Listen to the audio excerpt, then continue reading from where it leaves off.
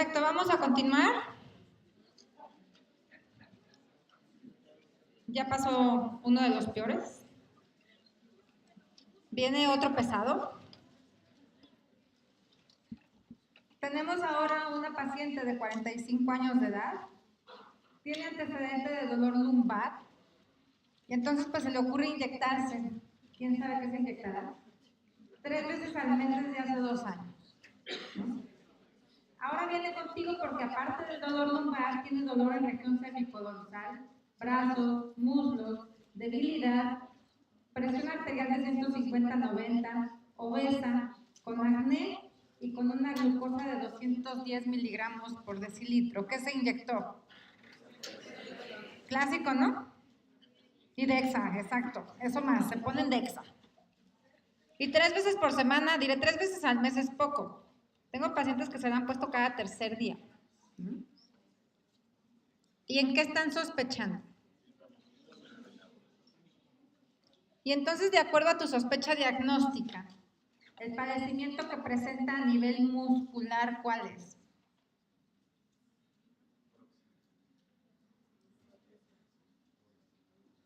Aquí adelante ya la dijeron, allá atrás.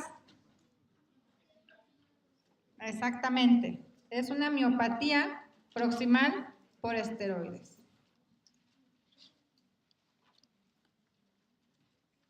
Y estamos ante un síndrome de Cushing. Y entonces alguien me quiere decir cuál es la etiología más común o la causa más común de un síndrome de Cushing. Efectivamente, el iatrogénico.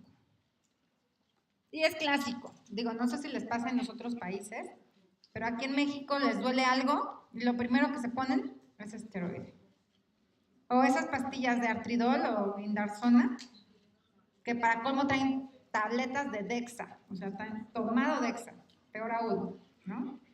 Entonces, clásico, causa número 1 de síndrome de Cushing, iatrogénico.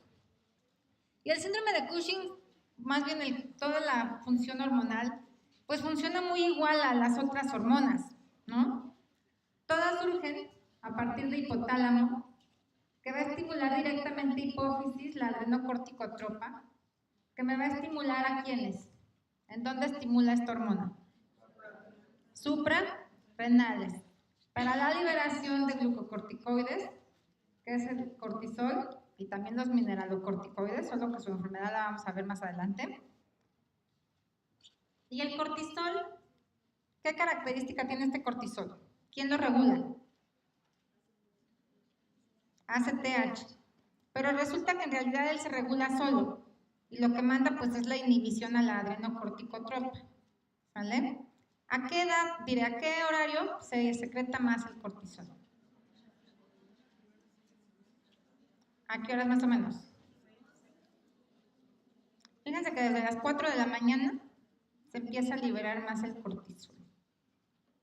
O sea, sí tiene el pico diurno 100%, ¿vale? Que eso va a coincidir ya que veamos diabetes con el pico de mayor hiperglucemia. Nuestro querido cortisol, todos saben lo que hace, ¿no?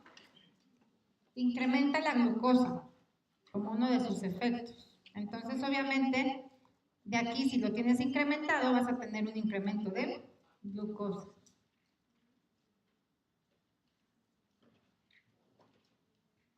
Interviene en el metabolismo de grasas y proteínas para la producción de glucosa, suprime acción del sistema inmunitario, que obviamente es el efecto terapéutico de los glucocorticoides, pero que obviamente también es el efecto adverso por el riesgo de infecciones. ¿Sale? Y mantiene el sodio y el potasio, una homeostasis de electrolitos.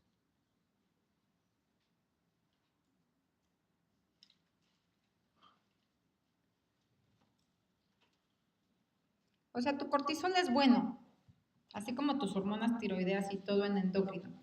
Lo malo es el exceso. Y el problema es que aquí sí, lamentablemente, es muy común que el paciente lo toma como pastilla, ¿no? Para dolor. Muy diferente a tiroides, o sea, no es como que te duele algo y te tomes una levotiroxina, ¿estás de acuerdo? Y efectivamente estamos hablando del síndrome de Cushing, que la causa número 1, ya la mencioné 100 veces, y es iatrogénico por administración de esteroides. Y esta es la causa por la cual en reuma yo les decía que evitamos dejar dosis altas, ¿no? Por lo que hablábamos los ahorradores de esteroides, si recuerdan. Y tenemos otras causas que también son adrenocorticotrópico dependientes, como los tumores hipofisiarios y no hipofisiarios productores de ACTH. ¿Se acuerdan que cuando hablamos de adenomas, también había unos adenomas productores de adrenocorticotropa? ¿Sale? No eran los comunes, por eso nos centramos en la acromegalia y en prolactinomas, pero puede haber. Aunque como dijimos, pues lo más común es la exógena.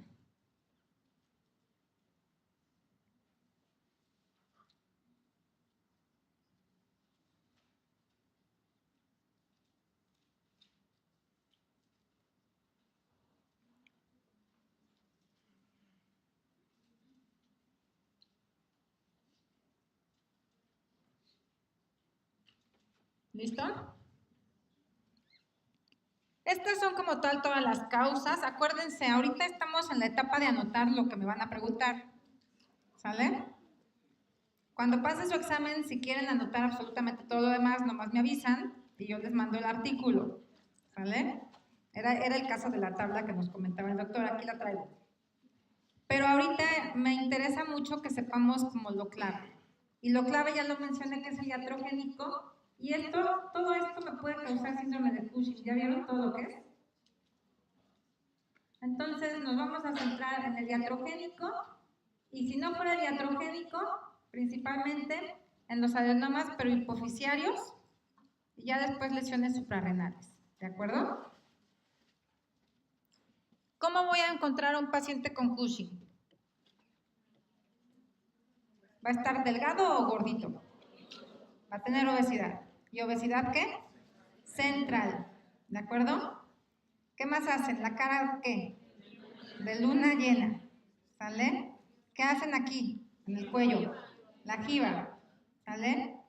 ¿Cómo está su presión arterial? Aumentada. ¿Su glucosa? Aumentada.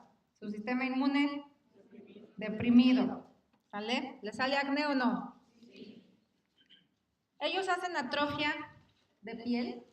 No sé si han visto a alguien que ha usado mucho esteroide, cómo se le adelgaza la piel. Se le ven los vasos sanguíneos un montón. Fragilidad capilar, llega con equimosis, como si ya estuviera un paciente adulto mayor, que ven que ellos hacen fragilidad capilar, pero normal, ¿no? Estrías con coloración rojiza. ¿En dónde predominan estas estrías? Abdomen, ¿de acuerdo? E hiperpigmentación que puede haber. ¿Por qué?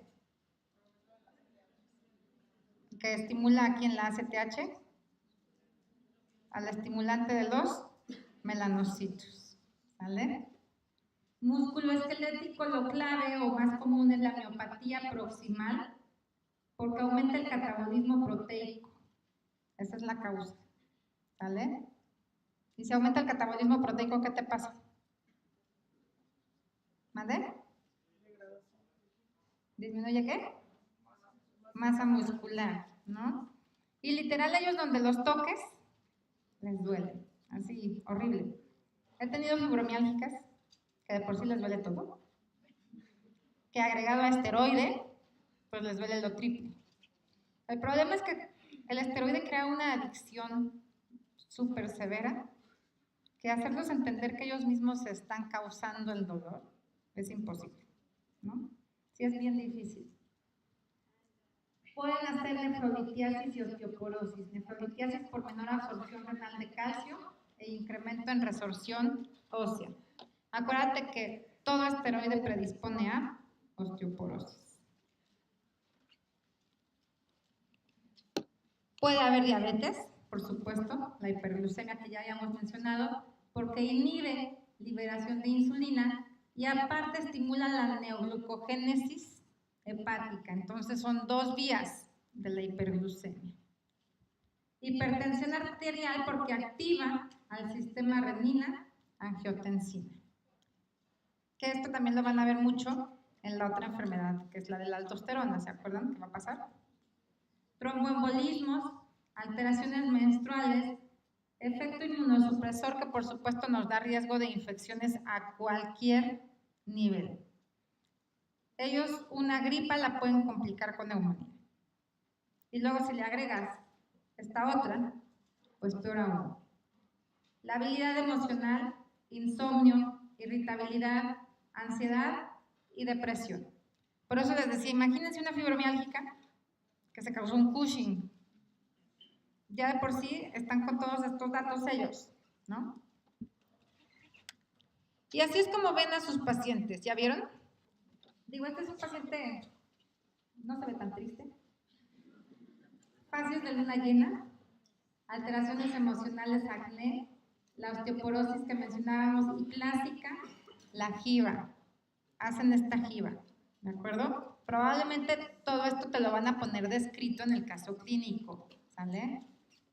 Hipertrofia cardíaca e hipertensión, hacen hirsutismo, puede haber hiperplasia o tumor adrenal, la piel delgada que quedamos y la obesidad, las estrías, que aunque yo las puse como rojizo, la pueden encontrar como púrpuras, que también pasa, pueden ser violáceas, amenorrea, debilidad muscular y atrofia, que es la que nos comentó aquí su compañero, porque pierden masa muscular, equimosis e incluso ulcerarse, ¿no? ¿Han visto algún Cushing por ahí vagando en la calle? ¿No les ha pasado que llega al consultorio y dicen, ya tomó esteroides este paciente, ¿no? ¿Y qué le duele? Un hombro. ¿Y qué se puso? Dexa diario. Pasa, ¿no? Tengo pruebas para Cushing, pero en Cushing, déjenme les digo que va a ser muy importante determinar si es exógeno o endógeno, ¿de acuerdo? ¿Por qué? Porque te la van a preguntar dirigidamente, ¿vale? O sea, no te van a poner que es exógeno, te van a poner un caso clínico, lo hicieron, creo que hace 2 años, esta fue hace 2 años, que te pusieron el ectópico, un tumor, te preguntaban el diagnóstico, ¿no? A todo Cushing inicialmente le vas a pedir prueba de supresión con dexametasona o cortisol libre urinario o cortisol salival nocturno. Son consideradas las 3 pruebas. Y de las 3, ¿cuál creen que gana o es la más preguntada? La de supresión con dexametasona. O sea, son las de primera línea. Si se fijan, el cuadrito no te dice cuál gana, pero siempre le han dado más importancia a la de la supresión con dexametasona. 2 pruebas positivas es diagnóstico de síndrome de Cushing, y si no es concluyente, te pasas a esta que está aquí abajo, que es prueba de supresión con dexametasona, pero le suben a 2 miligramos. O ya mides RH, que es la hipotalámica, ¿no? No se van a meter en las de segunda línea, siempre en las de primera, ¿sale?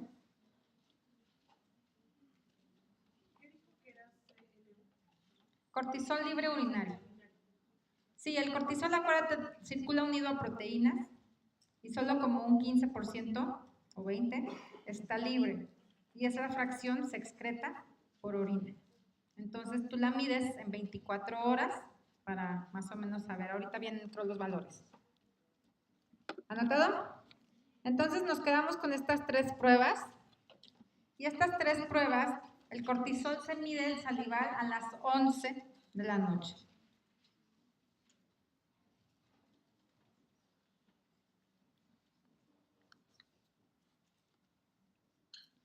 El cortisol libre urinario, es lo que les decía, del 80 al 90% está unido a proteínas y solo el resto es libre y se excreta por riñón.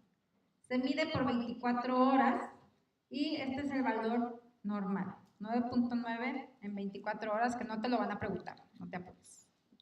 O sea, con que sepas que si está elevado, va a ser diagnóstico de síndrome de Cushing.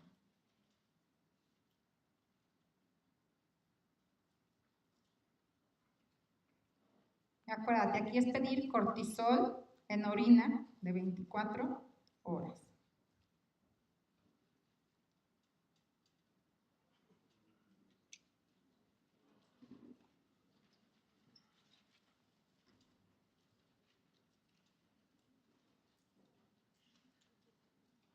¿Listo? La más importante, bueno, a la que le dan más valor en tu examen, la prueba de supresión con dexametasona. Tú le vas a poner 1 miligramo de dexametasona entre las 11 y 12 a.m., 11 p.m. a 12 a.m. Y el cortisol lo mides en la mañana de 8 a 9. ¿Qué es lo esperado si tú pones esteroide exógeno? Que disminuya ACTH, ¿no? Acuérdate, va como un efecto, tienes más glucocorticoide, entonces tu ACTH debe captar que tiene más glucocorticoide y disminuir, ¿sale? Eso es lo esperado. Y por consiguiente, al disminuir ACTH, el cortisol lo mides y también debe de estar bajo, ¿no? O sea, acuérdate que aquí el problema no es tu cortisol endógeno, en diatrogénico, es tu cortisol exógeno, ¿no? Pero en Cushing, pues no se suprime, o sea, le dio lo mismo.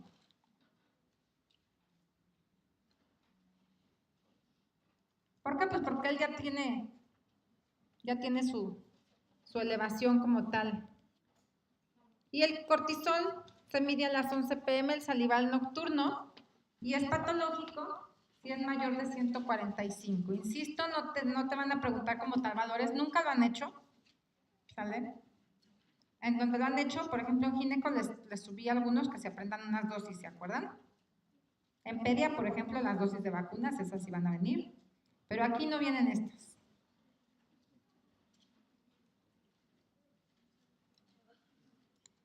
Si te ponen las 3, pon la de supresión con dexa, ¿de acuerdo? O sea, las 3 están a la par, ¿viste? Las 3 son primera línea, pero pon la de supresión con dexa, que es a la que le han dado más valor. Y ahora viene la otra que te han lanzado de pregunta, por supuesto, directamente, ¿no? ACTH. En el síndrome de Cushing, que es independiente de ACTH, ¿el problema está en ACTH o no? No. ¿Está en qué? En que te los estás administrando en forma exógena. Entonces tu ACTH va a responder normal. Tú tienes un exceso de glucocorticoides que hace la ACTH. Se suprime, disminuye. Entonces vas a encontrar un ACTH por debajo de 5 picogramos por mililitro. Apréndete, disminuida en el iatrogénico.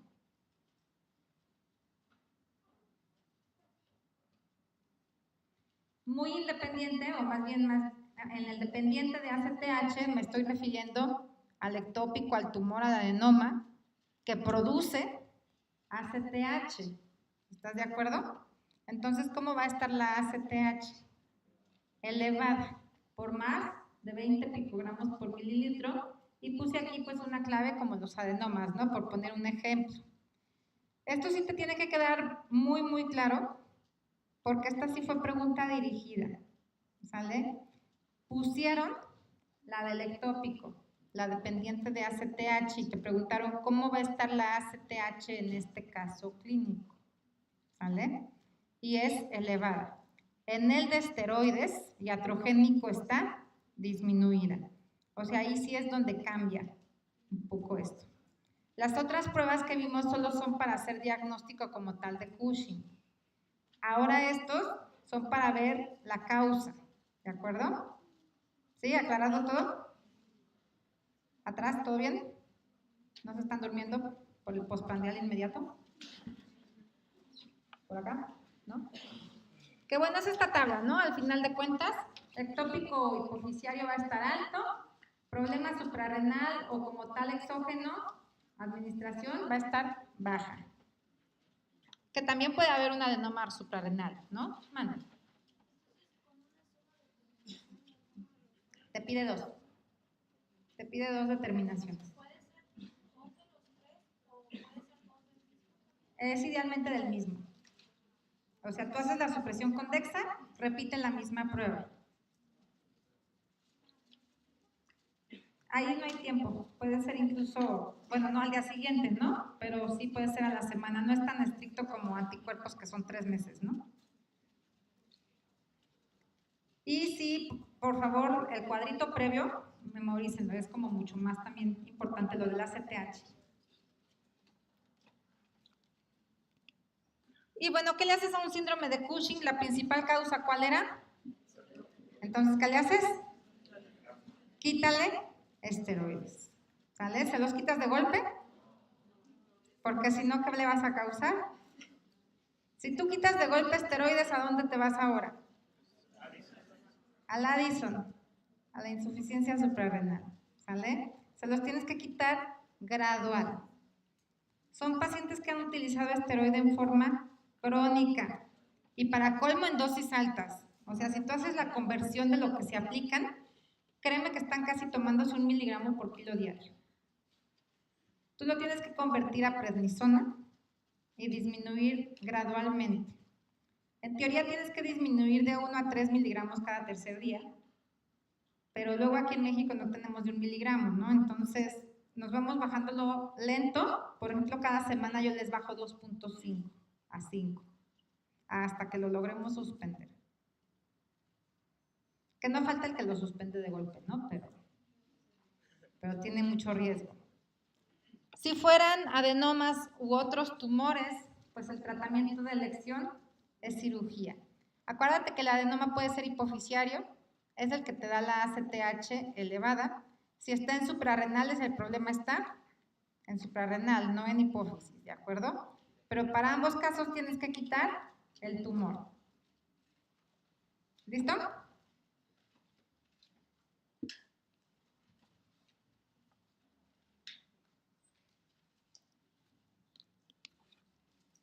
Ahora tengo otro caso clínico de un paciente masculino de 44 años de edad que acude con usted por presentar astenia y debilidad generalizada.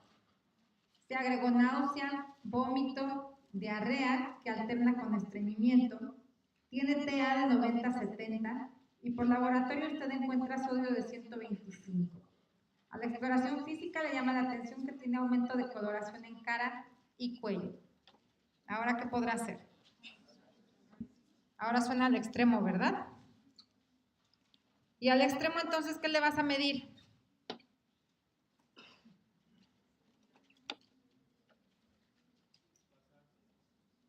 ¿Cuál? ¿El basal? Pues el basal, efectivamente. O sea, el test con supresión de Dexa, acuérdense que era para el otro extremo, para Cushing. ¿Y qué manejas aquí? ¿Qué es lo que le falta? ¿Y entonces qué le das? Pues los glucocorticoides, ¿no?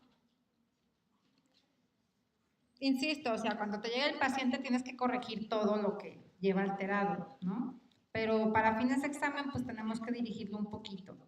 Estamos hablando ahora de nuestra insuficiencia suprarrenal. El término Addison se refiere únicamente a la primaria, insuficiencia suprarrenal primaria, que pues es la preguntada, ¿no? Entonces, por eso la verdad es que todos lo englobamos como enfermedad de Addison, pero también puede haber una secundaria que es por un defecto hipofisiario en la secreción. O sea, acuérdate que en endocrino todo es primario y secundario, prácticamente, ¿no? Y puede haber alteraciones hipotalámicas, que pues es la terciaria, en secreción de la hormona liberadora de corticotropina. Esta pues es la importante, ¿no?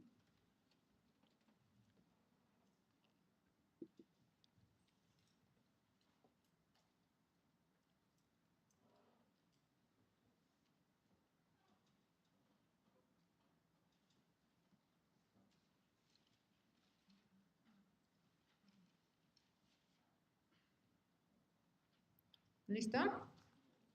¿Alguien me puede decir mientras terminan de anotar sus compañeros la causa de Addison? La número 1, adrenalitis autoinmune, que es este cuadrito de aquí, ¿no? Causa número 1 de Addison, adrenalitis autoinmune, que nos incluye una insuficiencia suprarrenal aislada, un síndrome poliglandular autoinmune tipo 1 o tipo 2. Pero también acuérdate que puede dar por infecciones. O sea, no vaya a ser que te pongan un paciente con tuberculosis, que después hace datos de enfermedad de Addison, ¿no? O sea, aquí la clave va a ser que tú en Addison veas los síntomas clave, ¿no? Lo que a ti te va a recordar que eso es un Addison. Digo, yo sé que todos se van a ir por la hiperpigmentación, pero traten también de recordar algo más, por si no ponen la hiperpigmentación, ¿no? Otras causas, tumores metastásicos, hemorragia suprarrenal, algunos fármacos, fíjense, ketoconazol y fluco, hiperplasia suprarrenal congénita, que bueno, esto es muy raro, y estamos en la etapa en la que lo raro no quiero que se lo aprendan.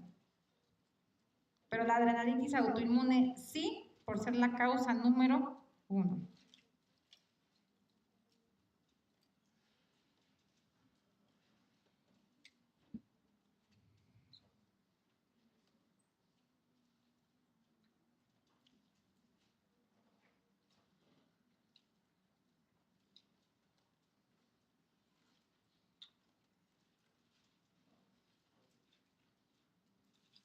¿Listo? Que bueno, es la causa más común, ya lo mencionamos. Pero ¿alguien sabe qué es eso de un síndrome poliglandular y autoinmune tipo 2?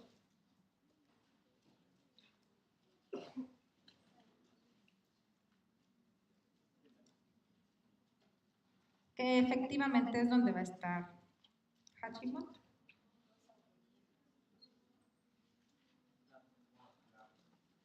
Y que efectivamente es todo lo autoinmune, ¿no?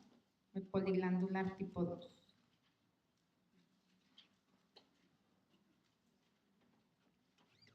Que bueno, aquí viene, no se preocupen. El síndrome poliglandular tipo 1 es una poliendocrinopatía autoinmune con cándida, displasia ectodérmica, puede haber hipoparatiroidismo, que puede ser la primera manifestación, y la insuficiencia suprarrenal es por anticuerpos que se dirigen contra enzimas suprarrenales, la 21-hidroxilasa. Puede haber hipogonadismo primario, mala absorción, diabetes tipo 1, tiroiditis autoinmune o anemia perniciosa, pero lo más común son estas de acá. No ha venido, ¿sale? O sea, te preguntan directamente la adrenalitis autoinmune porque ya veo sus caras de en qué momento me voy a aprender todo ahorita, de 2 a 4 de la tarde, si lo aprenden.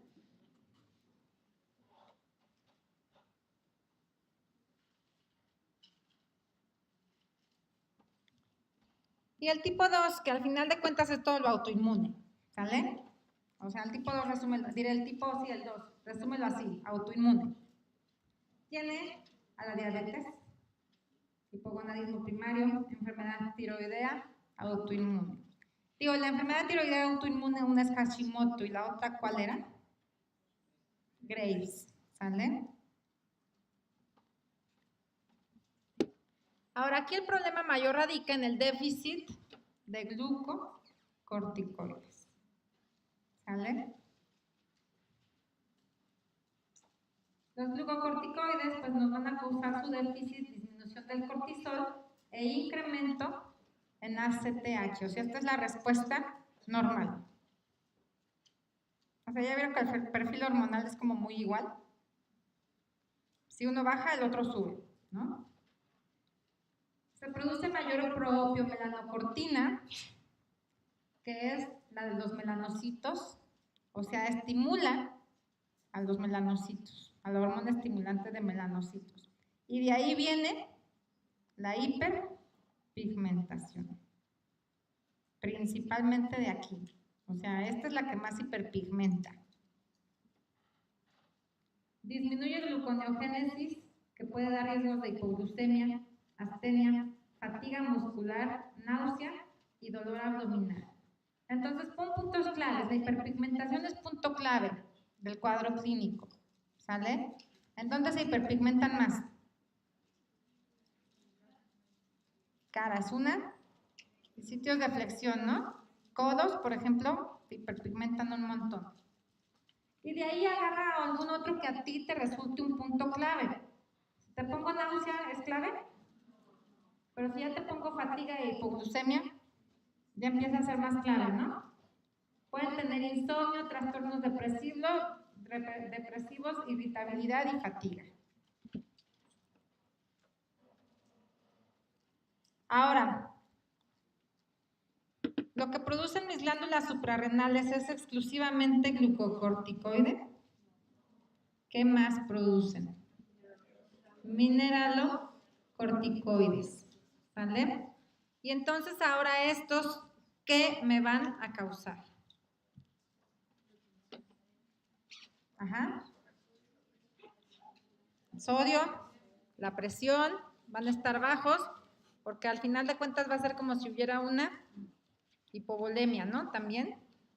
Entonces acuérdense que también causa déficit de mineralocorticoides. Hay destrucción de la zona glomerular. Acuérdense que la corteza se divide en zonas, ¿no? Aquí la clave es la glomerular. Va a venir la otra que produce aldosterona, ¿no? La glomerular, al haber su destrucción, aumenta la renina plasmática y angiotensina 2, tratando de mantener una secreción normal de aldosterona, pero no lo logra. ¿Vale? O sea, el problema aquí es que no lo logra. Y al no lograrlo, pues obviamente va a haber pérdida de sodio y de agua, que es lo que va a causar la hiponatremia y bueno, con ello la hipovolemia, con su consecuente hipotensión arterial. Pero hay una clave aquí con esta hipotensión. Es una hipotensión ortostática. Entonces, acuérdate, ya llevamos hiperpigmentación como clave, que les puede dar hipoglucemia, más lo de la fatiga, ¿no? Y agregado a ello ahora van a tener hiponatremia e hipotensión, que sería como lo clave, ¿no? Pueden tener síncope, taquicardia, vértigo y pues obviamente les da por comer sal. Entonces tú, como tú consideres tus datos que a ti te lo recuerden, o sea, anota los que a ti te harían pensar en un Addison al estar en tu examen, ¿no? ¿Por qué? Porque cuando empiezan con lo del sodio te pueden confundir, ¿vale? Pero acuérdate, la hiperpigmentación, la hipotensión, la hipoglucemia, ¿no? ¿Anotado?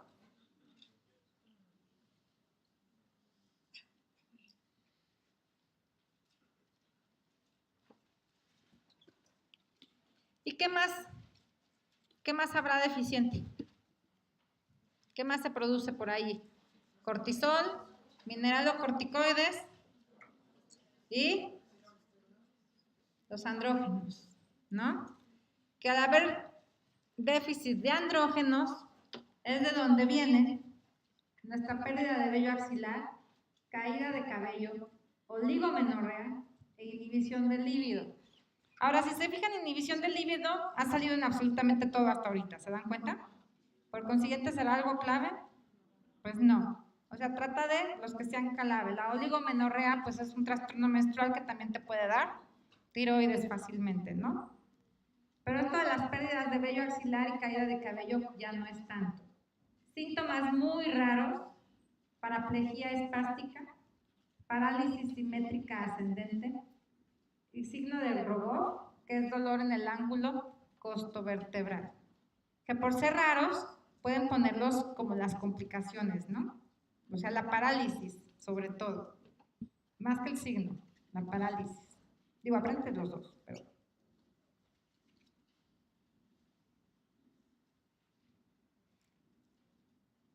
La verdad es, este caso lo han lanzado fácil. O sea, te lanzan así la hiperpigmentación como muy clásico, ¿no?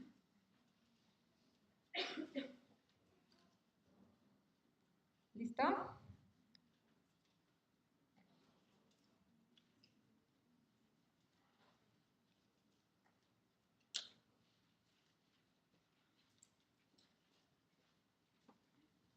¿Ha anotado?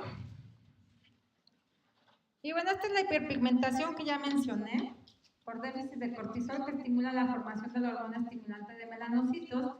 Y lo que les decía, es en zonas fotoexpuestas y sobre todo expuestas a fricción o presión. Cara, cuello, dorso de manos, codos y rodillas. Bien clásico, ¿vale? O sea, tú ves al paciente y literal está bien hiperpigmentado en esos sitios.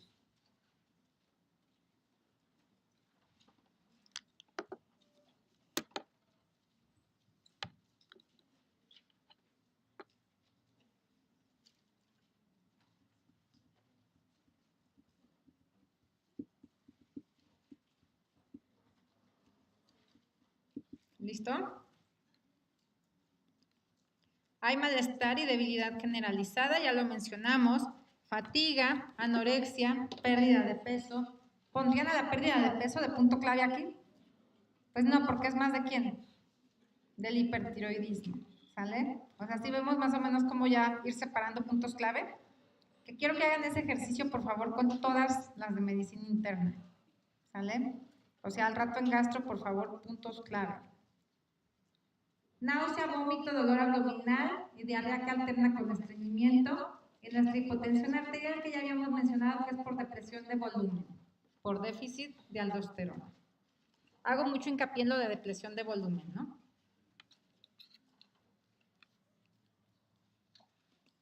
La hiponatremia, que es por la pérdida del sodio y depresión también del volumen. Y puede haber hiperpotasemia, ¿no? Por el déficit de aldosterona. Vamos a hablar profundamente de aldosterona, probablemente mañana. Bueno, no probablemente, seguro mañana, ¿vale? Y ya van a ver que pues, sus funciones son estas, ¿no? Regular a estos electrolitos. Clave, acidosis hiperclorémica leve por gasometría. Ahora, ¿qué creen que vaya a ser? ¿Acidosis metabólica o respiratoria? Metabólica, ¿de acuerdo? Entonces, es acidosis metabólica hiperclorémica leve.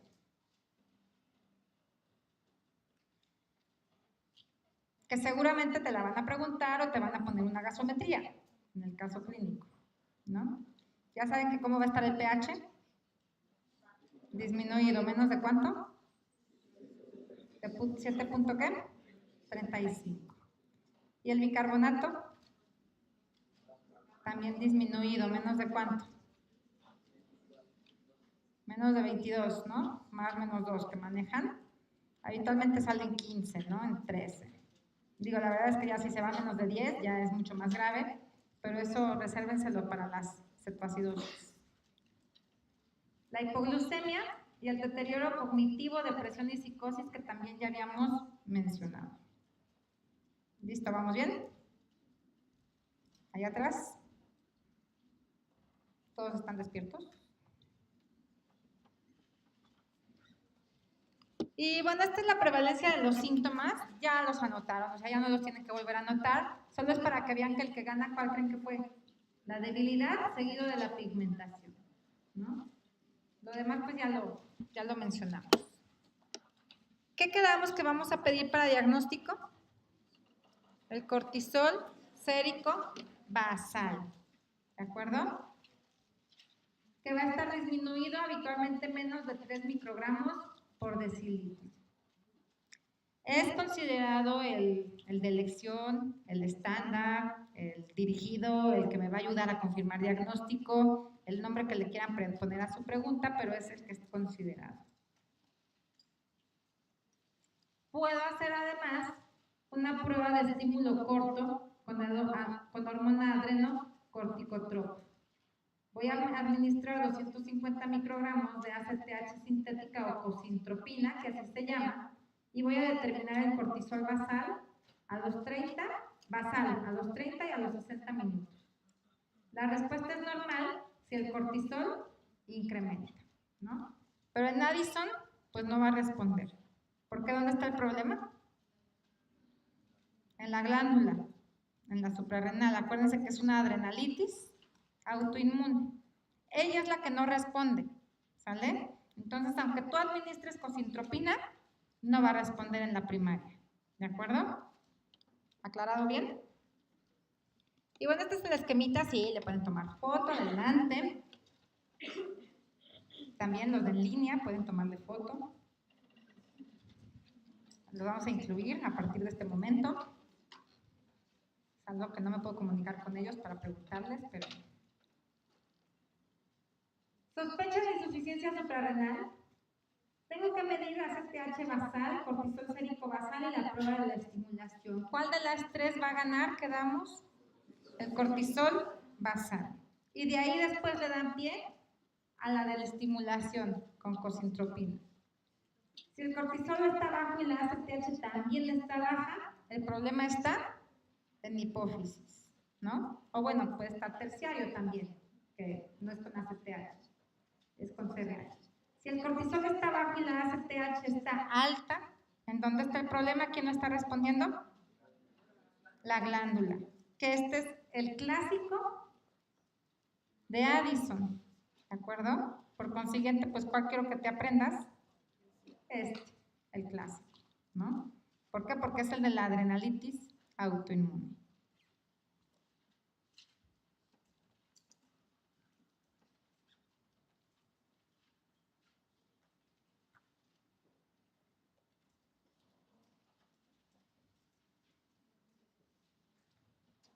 Bueno, ¿y qué le vas a dar de manejo? Ya este está muy sencillo el manejo, ¿no? Pues reemplazo, ¿no? ¿Cuál esteroide crees que va a ganar? Hidrocortisona. Aparte que hidro tiene un poco de efecto dual, o sea, un poco mineral. Por eso lo preferimos aquí también, ¿de acuerdo? Hidrocortisona como gol estándar y también puedes dar mineralocorticoides, que es fludrocortisona. Solo que fludrocortisona tarda mucho más en hacer efecto. Y aparte, si te pusieran los dos en la misma pregunta, ¿por cuál te vas a ir? Por hidrocortisona. ¿Sale? ¿Qué puede pasar? Si te ponen los dos, vete por el que es más específico. Y ese es hidrocortisona. Obviamente, acuérdate, tienes que corregir hipoglucemias, valorar lo de la depresión de volumen, la hiponatremia, que al final de cuentas, o sea, es como el manejo que siempre se hace en conjunto, pero que en el examen se van a enfocar, pues, a los de elección ahorita, ¿no? Que son estos dos. ¿Listo? Y bueno, como toda enfermedad, pues obviamente también tiene sus partes feas, ¿no? Y esta es la parte fea. Tenemos una paciente de 44 años de edad que desde hace un año tiene artralgias en interfalángicas distales y en rodillas.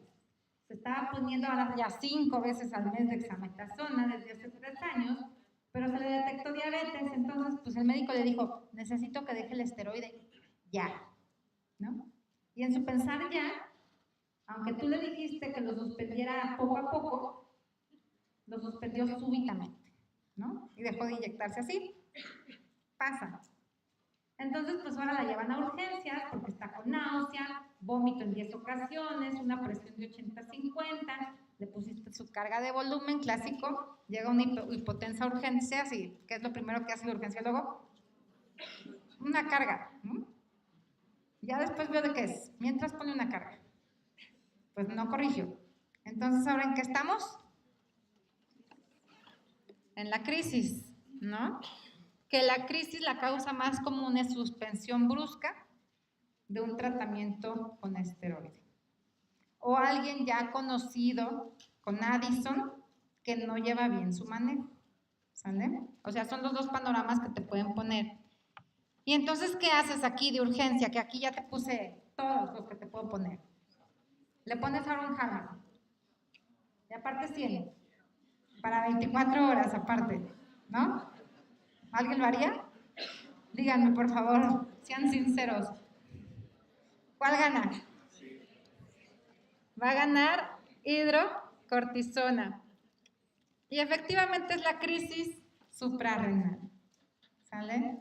La crisis suprarrenal, ya sea que sea una falta de ajuste de dosis de esteroide en los que ya se conocen con Addison, o suspensión brusca de un tratamiento crónico con esteroides.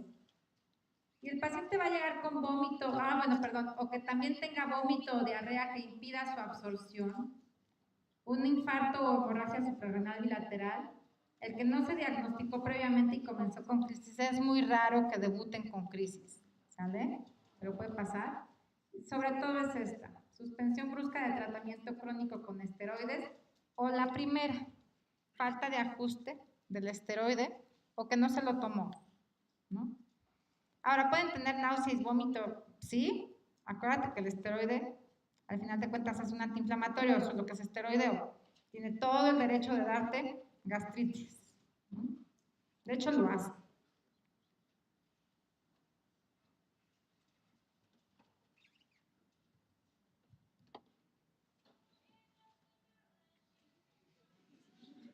Esto es para que despertemos todos. Y la crisis suprarrenal lo que te va a dar es una hipotensión. Ya te daba hipotensión un Addison, pues ahora imagínate una hipotensión mucho más severa por una depresión de volumen por déficit de aldosterona.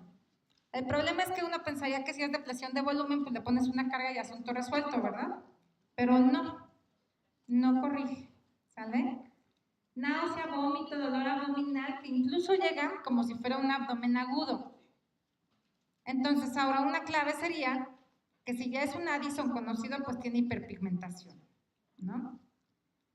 Fiebre, ¿por qué? Porque una de las causas que puede agudizar también un poco es una infección, la hiperpigmentación, y pues quizá algo clave, como para orientarte tú un poco más, sería que llegan con hiponatremia, ¿no? Hipotenso y con hiponatremia.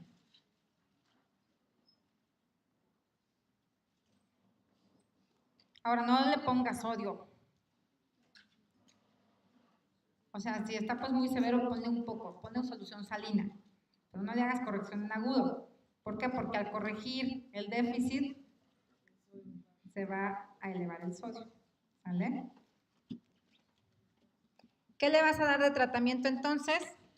Quedamos que glucocorticoides, hidrocortisona 100 miligramos cada 8 horas. ¿Han visto que la dosis es esta en hospitalización? 100 miligramos cada 8 horas. Solución salina 0.9%, 1 a 3 litros al día, o glucosado si hay riesgo de hipoglucemia. Y si no, pues ponle un mixto que trae los dos, ¿no? Antes lo separaban, ¿sale? Ahorita, o sea, si tú ves hidrocortisona, vete por hidrocortisona, ¿de acuerdo? Antes separaban y te decían que si el paciente ya tenía diagnóstico, es hidrocortisona, pero que si no tenía diagnóstico, la hidrocortisona interfería con las mediciones de ACTH y que entonces prefirieras dexametasona. Ahora, la realidad es que para tu diagnóstico quedamos que ibas a medir ACTH o cortisol. Cortisol, ¿no? Entonces, por eso dices, pues bueno, no importa que interfiera con ACTH, con cortisol me va a bastar, y mejor vete por la que es mucho mejor, porque es dual, que es la hidrocortisona. Y los mineralocorticoides tardan varios días en actuar, entonces no es que no los ocupes, es que en la crisis, pues no es como que estén indicados, porque no te van a tener ningún efecto, o sea, gana hidrocortisona. Como los 4 o 5. O sea, ya se murió, ¿no? Entonces, sí es manejo, obviamente, de Addison, pero no de la crisis, ¿de acuerdo? ¿Dudas del cortisol? ¿No? Bueno, ya sigue uno que todos dominan. ¿Cuál seguirá? ¿Todos lo dominan? O sea, ya lo damos por visto. Ya vieron una parte de este.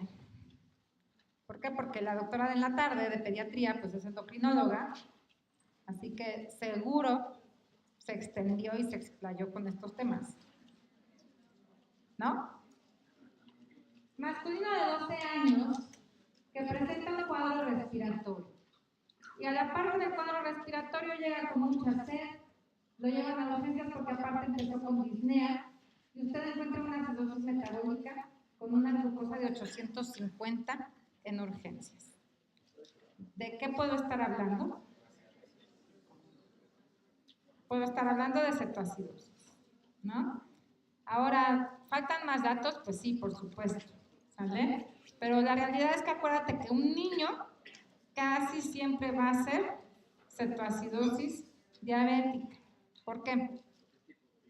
Porque es tipo 1 y ahí ¿qué hay? No hay insulina. Y la cetoacidosis es por déficit de insulina. Entonces, es el caso clínico que te van a poner para esta complicación de la diabetes. Y entonces, ¿qué anticuerpos son los responsables del padecimiento de base como tal? Los anticuerpos contra GAP65, ¿no? Que son los de diabetes tipo 1. Y por supuesto, pues, ¿qué crees? Preguntamos. Diabetes tipo 1 es autoinmune, acuérdate, ¿de acuerdo? Lo que te va a causar es que hay un déficit completito de insulina. De ahí que pues su manejo es pura insulina. La diabetes, acuérdate que la dividimos en tipo 1 y tipo 2 y que pues también están nuestros factores genéticos, bueno, nuestros tipos genéticos que son los MODY, las enfermedades del páncreas, una pancreatitis que me deja una diabetes, endocrinopatías como acromegalia y Cushing, que se acuerdan que ya vimos que causan hiperglucemia, fármacos, está la pentamidina, pero quizá los que más hemos mencionado, pues mis glucocorticoides, infecciones como citomegalovirus, y pues por último tenemos la diabetes gestacional que ya dominan, que ya vieron su test de Sullivan. ¿Cuánto le ponen de glucosa al test de Sullivan? 50, ¿no? ¿Y cuánto debe de salir? ¿Menor de cuánto? Menor de 140 en toda la literatura del mundo y en sus guías menor de 130, ¿no? ¿Sí vieron que los cambian?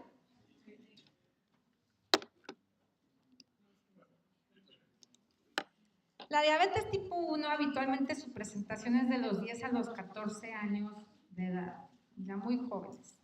Y luego para colmo pues es la edad más difícil porque es donde comen de todo, donde salen con los amigos y comen de todo. Entonces sí son pacientes muy complicados. Es una destrucción autoinmune de las células beta pancreáticas. Pequeño gran problema, las encargadas de la insulina, de la producción y secreción de insulina, ¿no? Pero pues se destruyen, entonces por eso es completamente irreversible el daño. Se asocia al HLA-DR3 y DR4 y tenemos nuestros autoanticuerpos pancreáticos hasta en el 85%, de los cuales tengo los que aparecen primero, pero que después se interfieren sus mediciones por el tratamiento, que son los antiinsulina. El problema es que como el tratamiento es insulina, llega un momento en que todos hacen anticuerpos antiinsulina. Por consiguiente, ¿me sirven para medirlos? No, ¿sale? O sea, claro, porque son los primeros en aparecer. Y tengo los que por supuesto vas a contestar, que son los contradescarboxilasa del ácido glutámico GAD65, que están considerados como los marcadores de autoinmunidad y como los sensibles en diabetes mellitus tipo 1. Por consiguiente, son como los más directos. No son únicos, como están viendo, pero son pues los más preguntados.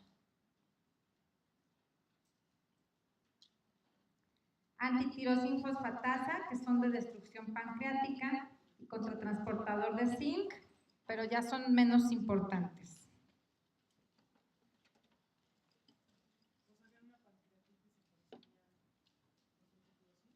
No, porque bueno, solo que sea pancreatitis autoinmune, porque pancreatitis como tal, no. Ahí lo que se destruyó es el tejido pancreático, no es autoinmune. Y depende de la destrucción, ¿no? Digo, ahí ya no vamos a entrar en pancreatitis, lo verán por la tarde, pero ya ves que hay una hemorrágica necrótica, ¿no? Entonces, si necrosó, pues también adiós células beta. Y luego esta diabetes tipo 1 tiene que un tal fenómeno de luna de miel, que uno pensaría que es algo bonito, pero pues que solo precede a algo feo, ¿no? Entonces, ¿a qué me estoy refiriendo? ¿Han escuchado este fenómeno? Es el que preguntan, ¿sale? El fenómeno de luna de miel. Y literal, uno pensaría que es bonito porque ¿qué pasa en este fenómeno? Es en la etapa de la diabetes tipo 1 en la que hay mejor control glucémico. ¿Pero eso qué significa? Es como si hubiera exprimido el páncreas, sacó toda la insulina que tuvo, es el mejor control glucémico, pero pues prepárate porque viene lo peor, ¿no? No, y no les ha pasado que llegan bien contentos, ¿no? Así de, ay, doctora, es que mire, me salió perfecto la glucosa. Entonces tú en tu interior tiemblas porque ya sabes lo que sigue, ¿no? O sea, se te acabó la insulina, ¿vale? Exprimiste a tu páncreas, como dijo la doctora. Muy bien. Ahora ya me brinco al adulto, porque el manejo los vamos a ver conjuntamente. Al final de cuentas, el manejo de la diabetes tipo 1, ¿cuál va a ser? Insulina. Y los síntomas los van a compartir a partir de ahora, ¿sale? Ahora tengo un masculino de 40 años que acude a consulta refiriendo que ha tenido mucha sed, hambre, orina constantemente. Las clásicas P, poliuria, polidipsia, polifagia y ¿cuál me falta? Pérdida de peso, ¿sale? Tiene peso de 90, mide 1.66 y por glucosa en ayuno tiene 154. Una determinación, ¿de acuerdo? ¿Es diagnóstico o no es diagnóstico? Entonces, ¿qué le tengo que hacer? Digo, no viene la que tengo que hacer. Y si no viene, pues pon la que se asemeja más a lo que tendrías que hacer. ¿Por qué? Porque yo lo que tendría que hacer sería pedir otra en ayuno, ¿están de acuerdo? Pero pues si no viene otra en ayuno, pon la que sí es real. ¿Qué pasa en el examen? ¿No les ha pasado? Que estás esperando en tu mente una respuesta y de repente no existe. A mí me pasaba, porque un consejo que les voy a dar, lean primero el caso clínico, lleguen al diagnóstico. Cuando lleguen a la pregunta, antes de leer las respuestas, contéstenla en su mente, ¿sale? Y la buscan dirigido. Si les pasa como aquí, que no existió, ponen la que es más parecida. ¿Por qué? Porque no les ha pasado que van en la pregunta 300 y todas las preguntas, o más bien todas las respuestas de tu pregunta se parecen. Y entonces, entre tu hipoglucemia, tu sueño porque no dormiste un día antes, o dormiste con ribotril, o con 3 antihistamínicos, y el nerviosismo, pues ya te confundiste, ¿no? Y es cuando empiezas con la D de Diosito y la D de bueno y cosas por el estilo. Entonces, no. Mejor contesta primero tu pregunta y ya la buscas dirigido, ¿sale? Diabetes mellitus tipo 2. Criterios. Hemoglobina glucosilada mayor de 6.5. Acuérdense que ahorita está 6.5. Digo, de recién que salió la hemoglobina glucosilada, que era maravillosa, es maravillosa, salió en 7, ¿sale? Pero se dieron cuenta que con 7 hacían complicaciones crónicas, entonces le bajaron a 6.5. Y bueno, para diagnóstico pues también lo dejaron en 6.5. Glucosa sérica en ayuno igual o mayor a 126, te obliga a 2 determinaciones, acuérdate todo esto. Curva de tolerancia oral a la glucosa a las 2 horas, mayor de 200 miligramos por decilitro con una carga de 75. O síntomas de hiperglucemia, aquí sí, con una glucosa de 200 o más. ¿A todos les piden curva? ¿O a quién se lo han reservado más? En embarazadas es obligadísimo. Si el test de Sullivan te sale positivo, ¿sale? Que no sé si vieron que en las embarazadas son mega estrictos y bajaron un montón los niveles de glucosa, ¿no? Y también lo han reservado obviamente para duda o el que está como resistencia nada más a la insulina. No sé si han visto que lo piden mucho. A los metabólicos cada vez les piden más. Al final de cuentas todos son criterios diagnósticos de diabetes. ¿De acuerdo? Masculino de 35 años ya con diagnóstico de diabetes mellitus tipo 2 por la glucosa en 2 determinaciones. En el ENAR no son tan claros, ¿eh? O sea, ellos solo te dan a entender que ya tiene glucosa elevada, no te ponen que ya hicieron las 2 determinaciones, entonces así manéjalo, ¿de acuerdo? Pero tiene obesidad grado 2, ¿sale? ¿Cuál es? Ya sé que se esperaban al tratamiento, lo sé, no.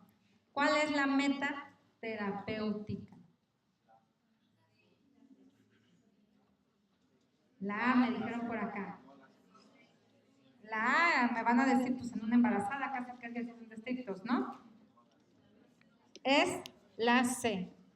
Y acuérdense que esto tiene como 5 años que se introdujo con muchísima fuerza en las guías ADA, ¿no? Que son las de la diabetes, que es el manejo a través de la glucosa sérica postprandial. Y lo pusieron como meta terapéutica. ¿A raíz de qué? No sé si han visto que hay pacientes que no cenan, porque al día siguiente se hacen una química sanguínea para que la glucosa en ayuno les salga normal, ¿no? Pero ¿qué pasaba? Que tú veías que las glucosas en ayuno eran normales y el paciente hacía nefropatía diabética o retinopatía. ¿Y qué era lo que pasaba? Que después de comer hacen picos máximos de hiperglucemia. Y de ahí metieron la medición. Entonces tenemos aquí nuestras recomendaciones o metas terapéuticas, en donde tenemos que la hemoglobina glucosilada sí la dejaron como recomendación en menor de 7, pero ya están publicando, porque la quieren bajar a 6.5, por supuesto. ¿Vale?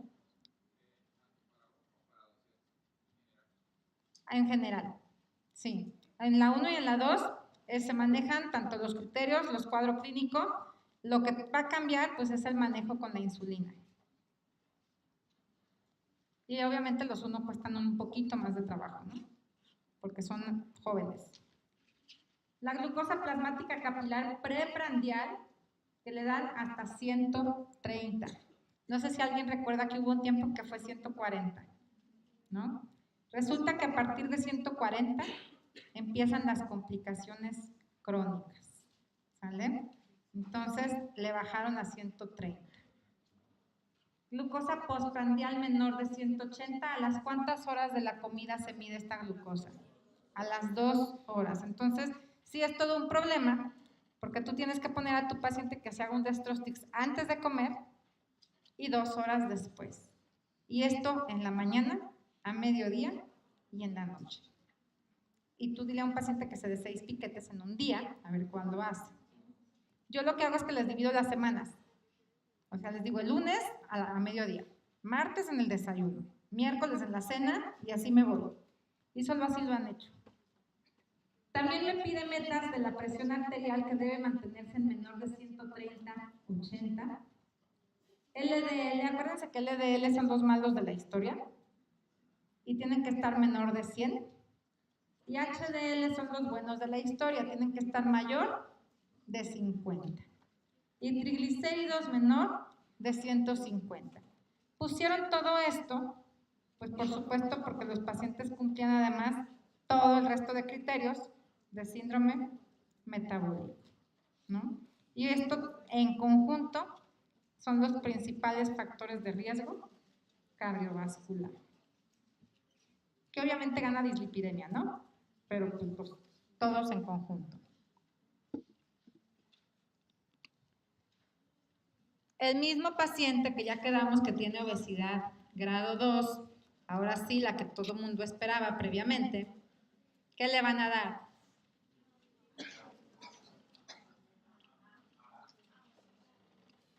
Mira, si soy muy sincera y nos vamos a guías, te van a decir dale dieta y ejercicio primero, ¿sale? Bueno, antes de la dieta y ejercicio salen con su educación al paciente, ¿no? Y después dieta y ejercicio. ¿A alguno le ha funcionado darle dieta y ejercicio? No, ¿verdad? Y menos aquí en México, déjenme les digo, ¿no? Entonces, si tú ves en tu examen el manejo para un paciente obeso, en este momento, ¿cuál es el de elección? es metformina, ¿de acuerdo? Digo, yo le puse dieta y ejercicio ahí como complemento, pero si ves metformina es metformina, ¿sale? Y de aquí que tenemos, lo que les decía, ¿no? Modifica el estilo de vida, dieta, ejercicio aeróbico, que no fume, que tenga todos sus controles de glucosa, lípidos, presión arterial y control trombótico. Acuérdense que van a empezar a emplear mucho lo de la prevención primaria en cardiología, ¿no? Que es agregar su aspirinita. Prevención de complicaciones crónicas, neuropatías, controlar la albúmina, que ya no le llaman microalbuminuria, sino albúmina en 24 horas. ¿Sí vieron que cambiaron ese término? Oftalmología, el pie diabético y los dientes, ¿no? O sea, al final de cuentas, pues esto es para ti porque no te lo van a preguntar. Pero esto sí. Sí, adelante, sí, ya, tómenle foto.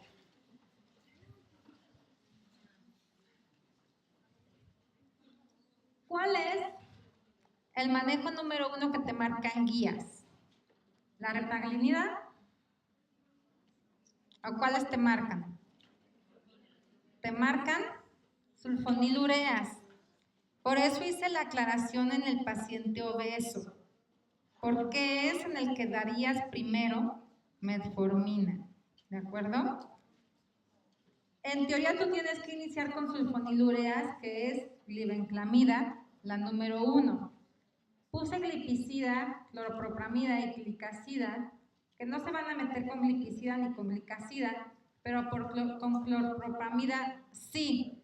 ¿Por qué?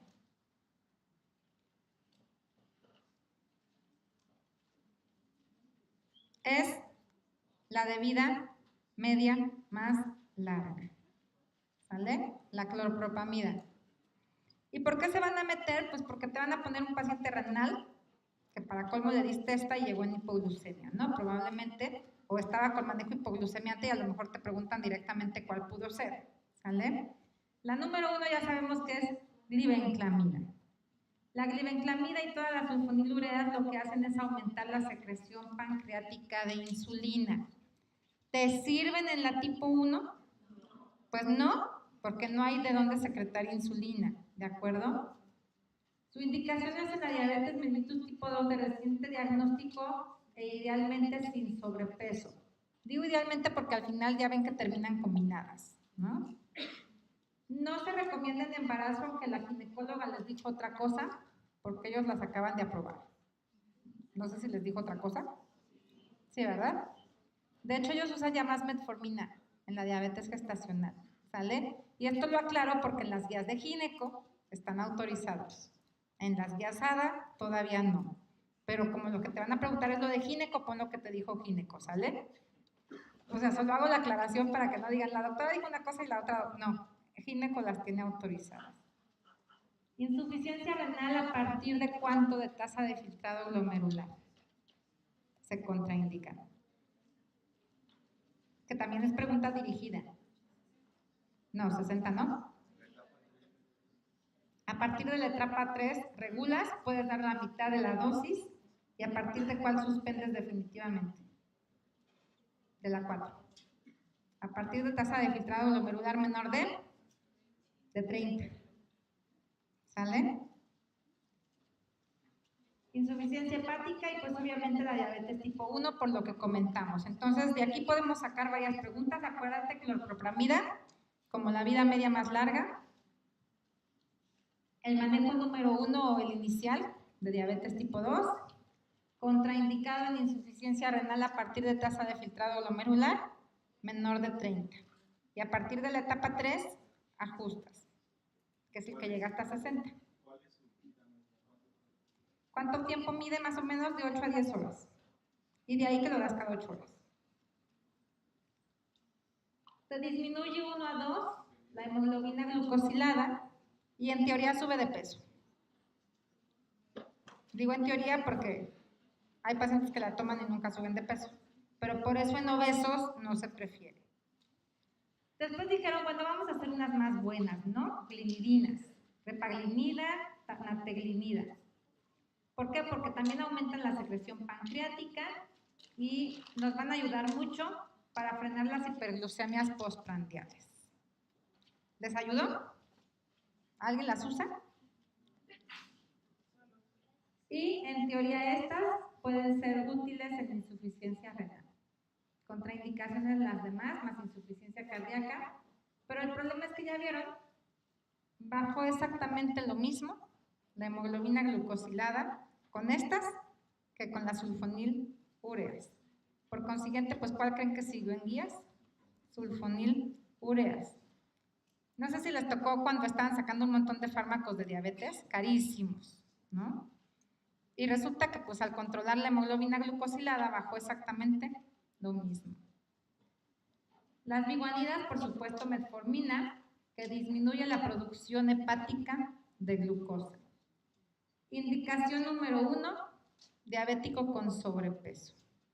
Y siempre lo preguntan así, dirigido con el obesidad, ¿sale? En teoría, te insisto, y lo vuelvo a recalcar, en las guías endocrino sigue contraindicado para embarazo, pero diabetes gestacional lo usan muchísimo. O sea, usan metformina, ¿sale? Es manejo actual en diabetes gestacional previo a insulina. Entonces, si tú ves la gestacional pasar, que la vas a ver, te lo puedo apostar, es metformina, ¿sale? Insuficiencia renal, hepática o cardíaca, perdón, aquí es acidemia, infección grave. Y disminuyen lo mismo, 1 a 2%. Teóricamente bajan de peso y de ahí se agarró nutrición para darle metformina a los obesos. ¿Pero les funciona? No, ¿sale? O sea, realmente no. Siguiendo con nuestro cuadro, digo, ya vimos las dos más importantes.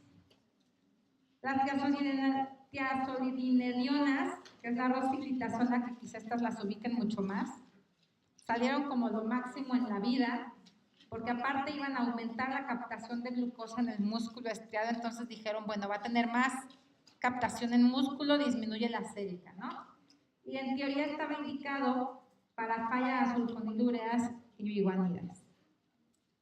Contraindicaciones las mismas mencionadas, más retención hídrica, pero ya vieron cuánto bajó de hemoglobina glucosilada, 0.9 a 1.5, menos que sulfonilureas y biguanidas. Pues por consiguiente, se fueron, ¿vale? También aumentaban de peso. La carbosa, que es quizá la otra que ustedes más han de conocer y utilizar, disminuye la absorción intestinal de glucosa. En teoría se da junto a sulfonilureas y biguanidas para frenar hiperglucemia postprandial. Así que si les lanzan directamente la de la hiperglucemia postprandial, va a ser acarbosa, ¿sale? El problema con acarbosa es que te da una absorción intestinal deficiente. Entonces, los que ya tienen síndrome de intestino irritable o mala absorción, les ocasionas lo triple de síntomas, o sea, una dispepsia muy severa, ¿sale? Inflamatoria, enfermedad inflamatoria intestinal e insuficiencia hepática. Jamás es manejo solo, ¿sale? Porque por sí sola solo baja de 0.5 a 1 la hemoglobina glucosilada. Se considera manejo con biguanidas y sulfonilureas y solo para frenar hiperglucemia postprandial. Y las incretinas, que estas son análogos de amilina y bueno, fueron como lo último en la vida.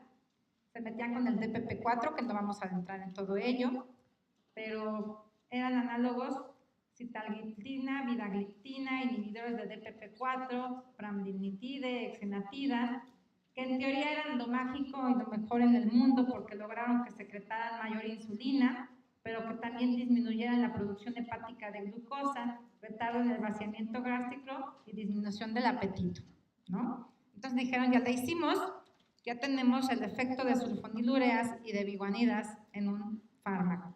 Y lo sacaron hasta con inyección subcutánea, no sé si alguien lo vio.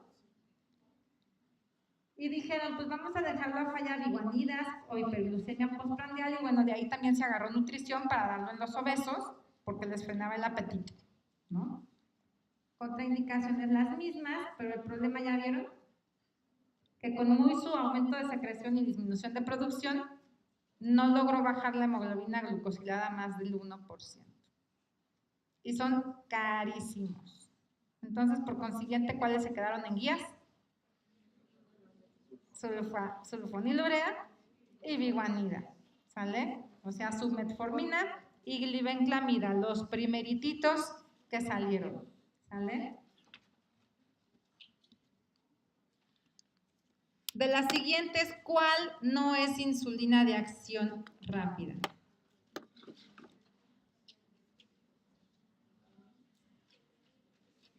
La de Temir, ya la dijeron por ahí, porque esta es la de acción larga, ¿no? Y entonces la insulina, que es quizá con lo que nos vamos a quedar hoy, es la clasificación. Acción ultrarrápida, Lispro, Aspart y Glulicina, ¿no? Acción intermedia, la Lispro, larga acción, la Glargina y la de Temir.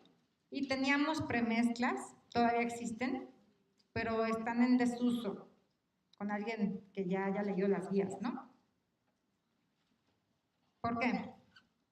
¿Por qué estaban en desuso? ¿Alguien sabe? Porque actualmente hay un nuevo esquema de insulinización, ¿sale? En el que es a base de dextrostis, pre y postprandiales. Tu premezcla no te permite separar para aplicar en diferentes horarios, por eso. Yo creo que mañana, porque ya hoy ya no vamos a alcanzar, lo vamos a ver todo eso completamente. Los dejo con este cuadro, que es el resumen de las insulinas, que las rápidas, fíjense, su comienzo de acción es mega rápido, y son las utilizadas en hospital, ¿sale? Bueno, también en casa ya. Pico de acción, máximo 4 horas, pero su duración o efecto pues es lento, ¿no? Es rápido. La NPH, que no es prolongada, es intermedia en realidad. Glargina y Detemir. Que Glargina y Detemir pues son las preferidas actualmente. Las dos.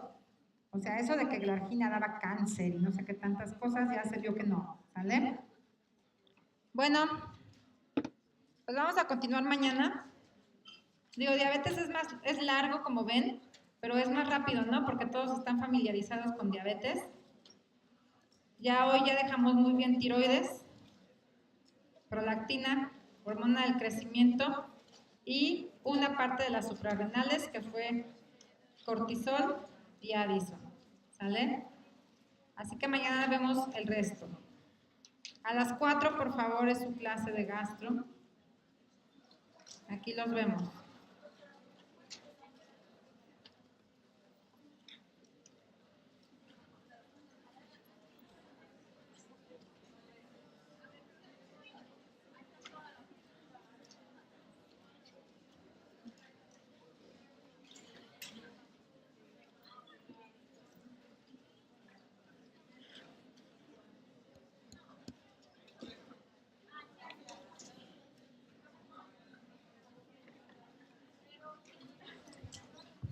El iPad primero, porque aquí ya le pausé.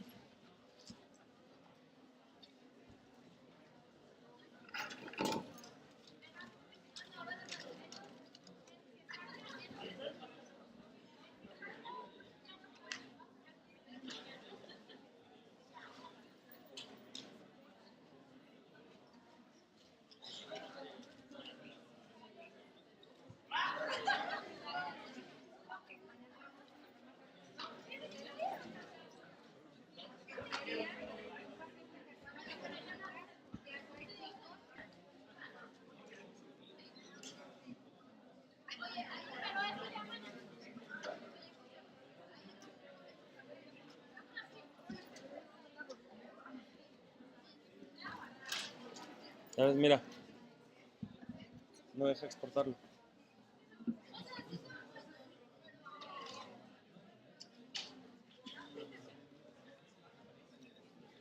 Esto fue Endocrino 2.